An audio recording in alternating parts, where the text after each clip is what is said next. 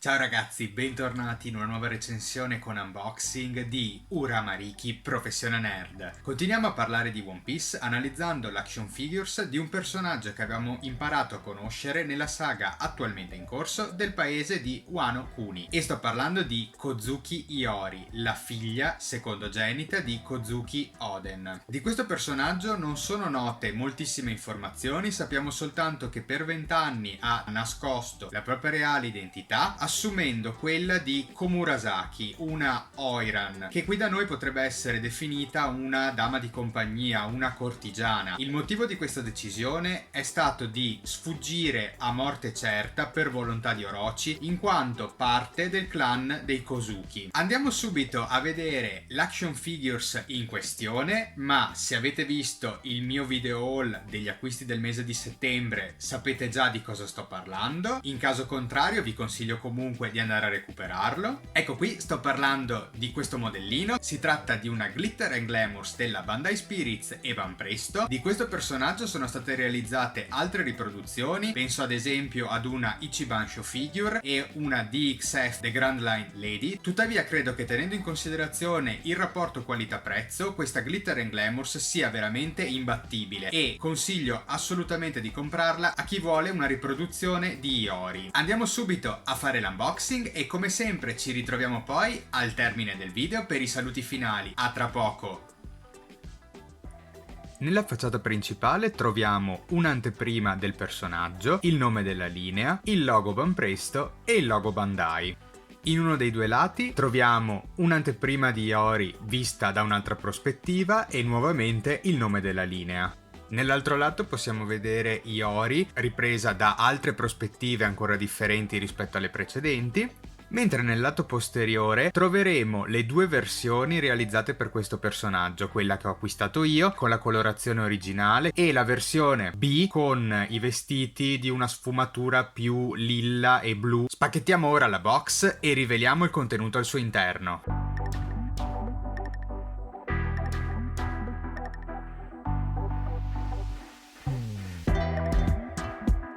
Come possiamo vedere, il personaggio sarà composto da un unico pezzo per tutto il corpo e una basetta su cui poggiare uno dei due piedi.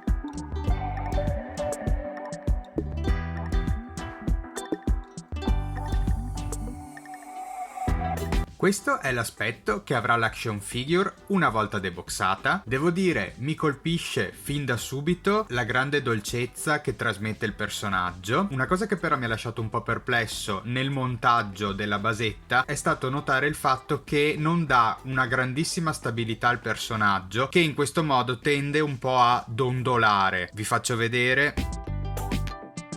Ecco, basta perché sennò ho paura che magari possa cadermi. Però sì, diciamo che la basetta di per sé è molto semplice e questo è un punto a favore rispetto alle basette che abbiamo visto in altre recensioni. Penso ad esempio anche alla Glitter and Glamour di Sailor Moon, che andava praticamente a coprire metà dello stivale. Tuttavia rende un po' instabile il modellino. Comunque adesso andiamo a zoomare l'inquadratura in modo da poter osservare meglio i dettagli di questa bellissima riproduzione. Come anticipavo poco fa, anche in questa action figure uno dei punti di forza secondo me è sicuramente il volto, che esprime tanta tenerezza e dolcezza ma al tempo stesso una grande determinazione. Inoltre è un personaggio che io trovo esteticamente davvero bellissimo. Sappiamo che in One Piece tutti i personaggi femminili sono realizzati in modo molto accattivante, tuttavia Iori è uno dei pochi che non ha bisogno di mostrare seni o curve provocanti,